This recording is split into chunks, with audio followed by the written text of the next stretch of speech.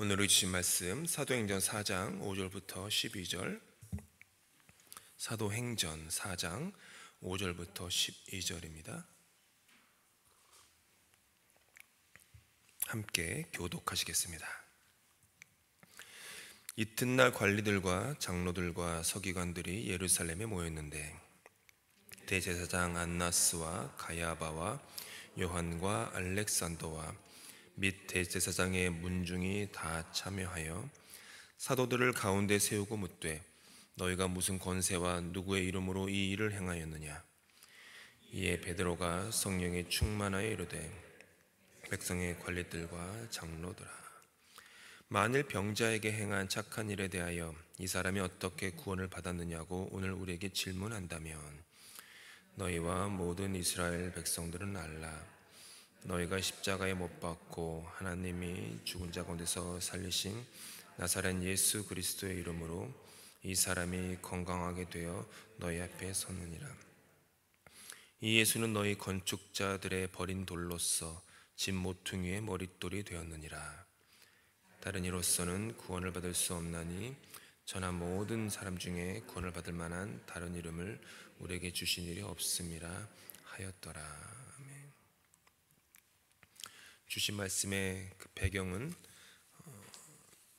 예수님께서 부활 승천하신 후에 제자들이 성령을 받고 힘을 얻어 복음을 증거하는 사역을 이제 막 시작하던 그때 베드로와 요한이 성전에 기도하러, 이제 유대인들은 하루에 3번 기도하는 시간이 있었으니까 기도하러 성전에 올라가던 중에 성전 미문에 앉아있던 그 안진뱅이를 보았습니다. 성전 미문 그러면 말 그대로 미문, 아름다운 문이란 뜻입니다.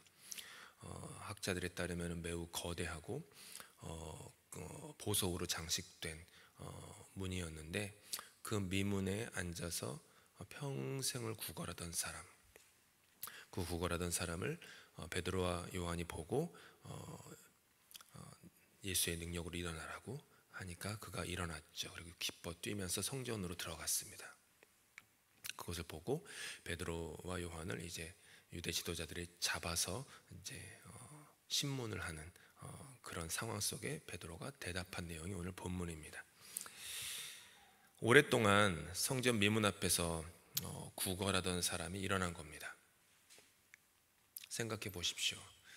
평생 한참을 오랜 시간 동안 이렇게 앉아서 자기 스스로 자신의 삶을 꾸려 나갈 수 없어서 남에게 의존만 하던 사람. 성전 미문입니다. 성전 미문은 아름다운 문입니다. 장식이 화려하고 정말 너무너무 아름답고 거대해서 정말 하나님의 임재가 들락날락하는 곳이다라는 그 경외감이 들 정도의 문. 하지만 아이러니하게도 문은 아름다웠는데 문 앞에 앉아있는 사람의 인생은 조금 더 아름답지 않았습니다. 이게 인생의 아이러니입니다. 그런 사람, 그리고 성전에 제일 가까이 있는 사람입니다. 아침부터 저녁까지 계속 있었죠, 그 사람은. 하지만 단 한순간도 성전 안으로는 들어오지 못한 사람입니다. 장애인이었기 때문에 유대 종교법에 따라서 장애인은 성전 안으로 들어와서 예배를 할 수 없었습니다. 그러니까 인생도 그런데 예배 처소에 들어오지도 못하고 구걸하며 살던 사람, 모든 사람들이, 남자들이 계속 들락날락하면서 그 사람은 하루에 몇 번씩, 적어도 하루에 3번은 본 겁니다. 하지만 그냥 지나치면서 했던 그런 인생. 그 사람이 일어난 겁니다. 그는 걸었습니다. 그는 뛰었습니다. 성전 안으로 들어가서 하나님을 찬양했습니다. 베드로와 요한은 기뻐했고 사람들은 놀랐습니다. 그리고 수많은 사람들이 예수님을 믿게 되었습니다. 하지만 그 일로 인해서 베드로와 요한은 감옥에 갇힙니다. 그들이 전하는 복음을 싫어한 유대 지도자들이 가둔 것입니다. 한번 생각해 보십시오. 평생 억눌려 고통받던 사람이 회복된 사건입니다. 근데 한쪽의 사람들은 기뻐하고 다른 쪽의 사람들은 기뻐하지 않습니다. 한쪽의 사람들은 기뻐함으로 그 사람을 받아들이고, 그 안진뱅이였던, 성전 미문의 안진뱅이였던 사람을 받아들이고, 다른 사람들은 기뻐하지 않으므로 그를 외면합니다. 연합한다라는 말을 우리는 참 자주 쓰는데, 연합한다라는 뜻은 함께 기뻐하고 함께 슬퍼한다는 것입니다. 사촌이 땅을 사면 배가 아프다 라는 마음이 없는 겁니다. 함께 기뻐할 때 우리는 그 사람과 하나가 됩니다. 함께 슬퍼할 때 그 사람과 하나가 됩니다. 이 세상은 참 갈라지고 찢어져 있습니다. 갈라지지 않고 찢어지지 않은 그런 세상을 상상하는 게 오히려 더 이상할 지경입니다. 너무나도 당연한 것처럼 보입니다. 늘 세상은 갈라지고 늘 세상은 찢어져 있습니다. 정치적 입장에 따라, 윤리, 도덕, 판단 기준의 차이에 따라, 인종의 차이에 따라, 문화와 종교의 다름에 따라 갈라지고 찢어지고 남이 되어 살아갑니다. 공동체를 유지하면서도 서로의 차이점을 받아들이는 마음의 공간을, 그렇게 성숙한 인격과 신앙을 가지기가 어려워 보입니다. 나와 생각이 다른 사람을 깎아내리지 않으면서도 함께 기쁨과 슬픔을 나눌 수 있는 성숙한 그 여유, 넉넉한 품이 참 그리운 세상입니다. 초대교회가 시작될 때 세상과 동일하게 같은 그런 위험이 있었습니다. 세상은 늘 그랬으니까요. 늘 갈라집니다. 세상의 영은 늘 가릅니다. 하나님의 영은 늘 하나로 하죠. 그러니까 세상은 늘 그렇게 동일한 위험이 있었고, 초대교회도 지금 우리가 사는 시대와 별반 다름이 없었습니다. 교회 안에서도 갈라짐이 있었습니다. 가장 대표적인, 성경에 나오는 가장 대표적인 갈라짐이 유대인들 사이에 그 구제 문제, 누구를 도와주는, 특히 초대교회에서 가장 중요한 구제 사역은 고아를 돕는 일, 그리고 남편을 잃고 홀로가 된 과부를 돕는 일, 이 두 종류의 사람들을 돕는 일이 가장 중요한 구제 사역이었습니다. 고아와 과부. 그런데 고아와 과부가 종류가 달랐습니다. 히브리파 고아와 과부들이 있었고, 유대파 고아와 과부들이 있었어요. 헬라파 고아와 과부들이 있었습니다. 그러니까 계속적으로 이렇게 지금으로 정확하진 않지만 굳이 얘기하면 이민 1세대에 속한 고아와 과부가 있었고, 한국어를 하는 2세, 3세 한국어를 하지 못하고 이민 온 지 오래된 영어권 혹은 캐네디안 쪽에 더 가까운 그 고아와 과부가 있었다라는 겁니다. 서로 싸운 겁니다. 아, 왜 2세들을 먼저 돕냐? 1세들을 도와야지. 또 2세 분들은 아, 왜 1세들만 돕냐? 2세들을 도와야지. 서로 교회 안에서, 고린도 교회죠, 다툼이 있었습니다. 이 갈등을 초대교회가 간신히 해결한 후에 또 어떤 갈등이 있었냐 하면은, 유대인 그리스도인들과 이방인 그리스도인들 간의 신학적 입장으로 갈라짐의 위기에 봉착했습니다. 우리가 꽤 오래전에, 수개월 전에 갈라디아서 성경 공부를 할 때 자세히 보았던 내용입니다. 이방인 그리스도인들이, 즉 유대인이 아닌 사람들이 그리스도인으로 입교를 했는데 그것이 충분하지 않다. 그들도 유대 문화, 유대 생활법을 따르고 그 중에서도 가장 중요한 남자들은 할례를 받아야 한다. 이 주장이 있었기 때문에 이게 교회에 큰 어려움이 되었습니다. 복음을 전하는데 큰 장애물이 되었습니다. 다행히도 하나님의 크신 은혜로 말미암아 바울 사도를 통하여 로마서와 갈라디아서, 그리고 베드로가 고넬료의 집에서, 고넬료는 로마 백부장 이방인, 그 집에서 세례를 베풀었지만 할례는 하지 않은 그런 사건들을 통하여서 교회가 신학적 입장을 정리하게 됩니다. 그래서 이방인 그리스도인들은 할례나 우리 유대 문화의 관습을 따르지 않아도 괜찮다라고 하는 것을 받아들이게 되죠. 즉 초대교회가 2000년 전에 참 2000년 전에 이 일이 있던 거예요. 배척과 거절이 아니라 받아들임을 선택함으로 그리스도인의 공동체인 교회를 세우게 됩니다. 덕분에 말씀과 성령 안에서 갈라짐이 아닌 받아들임을 택해서 복음이 예수님께서 승천하시면서 제자들에게 명령하신 대로 유대 땅뿐만 아니라 유대 땅과 다른 사마리아뿐만 아니라 땅 끝까지 이르러 복음이 전파되게 되었습니다. 이게 놀라운 것입니다. 2000년 전에 바울과 베드로와 그 사도들과 그들이 기도하고 말씀 가운데 성령 가운데 애써서 사랑의 선택을 하고 받아들임의 선택을 한 덕분에 우리가 그리스도인이 되었고 교회가 런던 한인교회가 세워진 것입니다. 만약 2000년 전에 이런 일들이 없었다면 지금 런던 한인교회는 존재할 수가 없습니다. 오직 런던에 있는 유대인들, 주이시들만, 그 중에서도 주이시 중에 그리스도인이 된 사람들만 무슨 교회라고 건물을 짓고 예배를 드렸을 것입니다.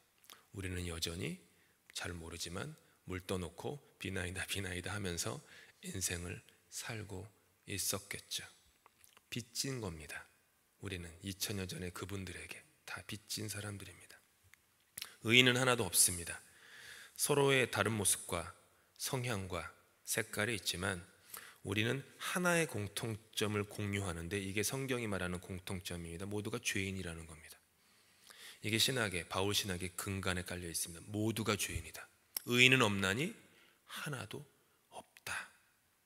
얼굴색도 다르고 생활 형편도 다르고 성별도 다르고 정치적 성향이나 모든 게 다 다르지만 그 밑바닥의 근간은 뭐냐? 죄인이다. 근데 그냥 죄인이 아니라 그리스도의 은혜가 절실하게 필요한 죄인이라는 공통점. 그리고 우리 모두는 십자가에서 받아들여진 사람들이다. 그리고 십자가에서는 나만 받아들여진 게 아니라 나와 너무 다른 내 옆에 그 사람도 받아들여졌다라고 하는 것입니다. 이게 초대교회에 가진 깨달음이었습니다. 주님은 나와 함께 하실 뿐만 아니라 다른 이와도 함께 한다. 주님은 나를 사랑하실 뿐만 아니라 다른 사람도 사랑하신다. 주님의 부활은 나뿐만이 아니라 다른 사람을 위한 부활이기도 하다라는 것이죠. 이 새벽에 기도하러 오신 사랑하는 성도 여러분, 우리 모두 기억하기 바랍니다. 사랑하는 만큼 이해할 수 있습니다. 사랑하는 만큼 이해합니다. 사랑은 거창하지 않습니다. 사랑은 바라보는 것입니다. 성전 미문에서 구걸하던 그 사람을 수많은 사람들이 매일매일 하루에 3번씩 봤습니다. 하지만 그 수많은 사람들은 성전 미문에 앉아있던 그 사람의 영혼을 한 번도 본 적이 없습니다. 베드로와 요한이 봤습니다. 사도행전 우리가 읽지 않았지만 앞부분에 뭐라고 하냐면 베드로와 요한이 그를 주목하여 봤다라고 얘기합니다. 주목하여 본 겁니다. 그 사람을 주목하여 봤다. 근데 베드로와 요한이 주목하여 본 것입니까? 아닙니다. 베드로와 요한의 안에 있는 예수 그리스도, 베드로와 요한의 안에 있는 성령, 그들이 이제 마가의 다락방에서 성령 체험을 한 지 며칠이 지나지 않은 때였습니다. 성령이, 그들 안에 있는 말씀이 이 성전 미문에 앉은 사람을 주목하여 본 것입니다. 주목하여 바라보는 데에서 기적이 시작됐습니다. 한번 생각해 보십시오. 우리 교회 저기 오늘 들어오셨던 저 문을 미문이라고 부를 정도로 아름다운 문은 아닐 수 있습니다. 금장식도 없고 은장식도 없습니다. 저 문은. 근데 한번 상상해 보십시오. 저 문이 참 아름답게 장식된 문이다. 근데 저 문 밖에서 런던 한인교회 이 본당 안으로 들어오지도 못하고 그 밖에서 구걸하는 어떤 영혼이 있습니다. 성전, 여기 런던 한인교회 성전문 밖에서 구걸하지 않고는 인생을 살 수 없는 사람. 근데 저와 여러분은 수요일, 토요일, 주일, 주중에 음식 준비한다, 성경 통독한다, 들어오면서 그 사람을 계속 보지만 주목하여 본 적이 없는 겁니다. 그 사람은 계속 거기에 그렇게 구걸하며 있습니다. 아니, 어쩌면 저와 여러분이 그런 사람인지도 모르죠. 저와 여러분이 그렇게 진정으로 하나님 마음의 뜰에는 들어오지 못한 채 하나님 마음 저 끝에 문에서, 문 안쪽도 아니라 문 바깥에서 다른 사람들에게 구걸하면서 뭐죠? 나 좀 알아봐 주세요. 나 좀 도와주세요. 나 좀 이렇게 다른 사람의 그 인정과 다른 사람의 그 돌봄을 이렇게 막 구걸하면서 지내는 그런 나 같은 모습. 주님이 우리를 주목하여 보십니다. 예수 그리스도의 눈으로 서로를 바라보는 훈련을 해 나가십시다. 그것이 기도입니다. 기도는 그런 겁니다. 기도하면서 예수님의 눈으로 나의 영혼을 주목하여 보고 예수의 눈으로 내가 아닌 다른 사람을 주목하여 보는 것. 그게 기도의 훈련입니다. 나의 눈은 한쪽으로 제끼고 그리스도의 눈으로 바라보는 훈련. 받아들임을 헬라어로 제노필리아, 영어 제노필리아라고 합니다.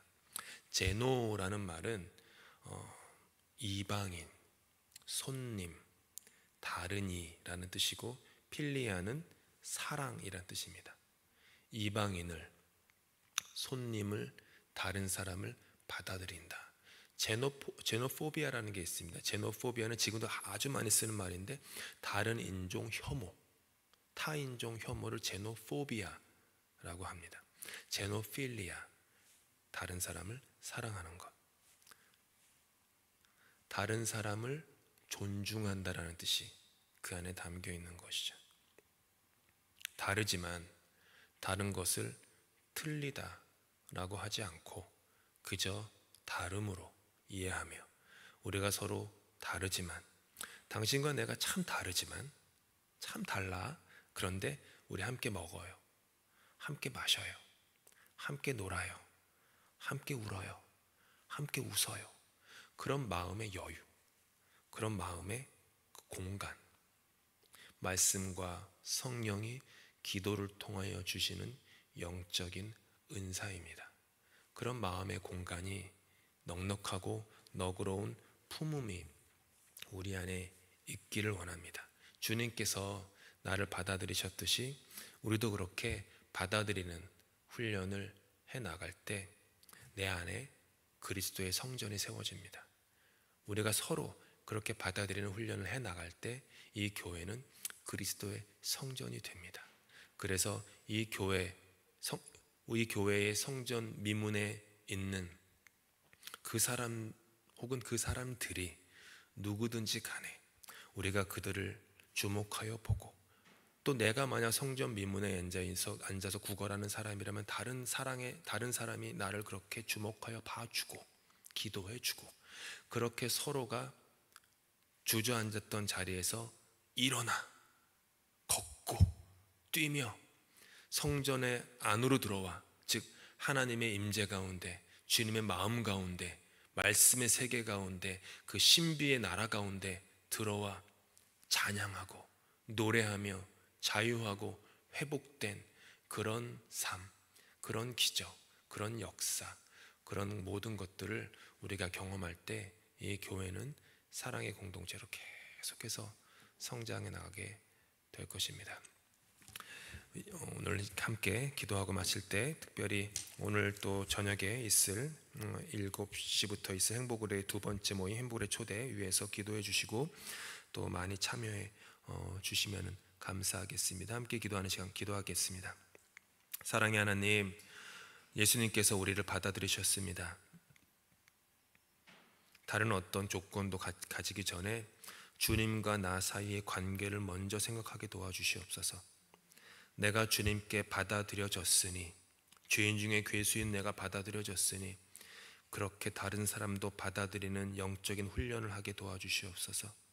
우리의 기도 가운데 나만이 아니라, 내 가족만이 아니라 다른 사람이 있기를 또한 소망합니다.